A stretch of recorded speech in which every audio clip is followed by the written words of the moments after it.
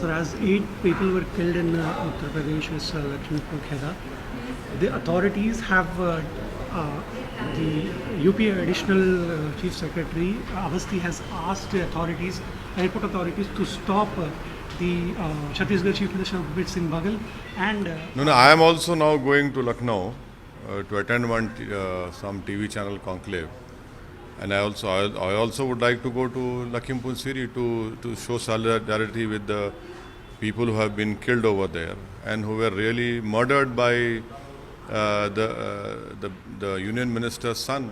He had mowed them down with his car. The car was in the Union Minister's name. They were shot, and it's a heinous crime. And so far, the arrests have not been made. And I'm sure that if the investigation is done by the Uttar Pradesh police, that investigation will not be fair. It will be completely biased.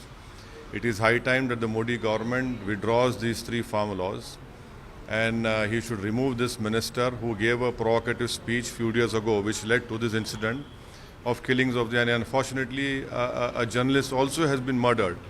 So, from our side, we demand that this should be given to a sitting High Court judge or a Supreme Court judge, and that inquiry should be monitored by them.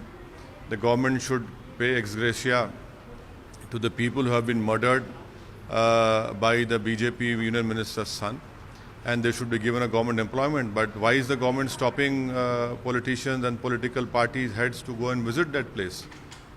And I am also going to Lucknow to attend a TV conclave program, and I also have the intention to go over there. So it is highly condemnable. It is the responsibility of Yogi government. They have failed in it. Basically, the Chief Minister has indulged in this policy of Thok Do. And that is why all these people have been emboldened to take law into their own hands. And now we have seen poor farmers who were protesting peacefully have been murdered, and the government is responsible for that.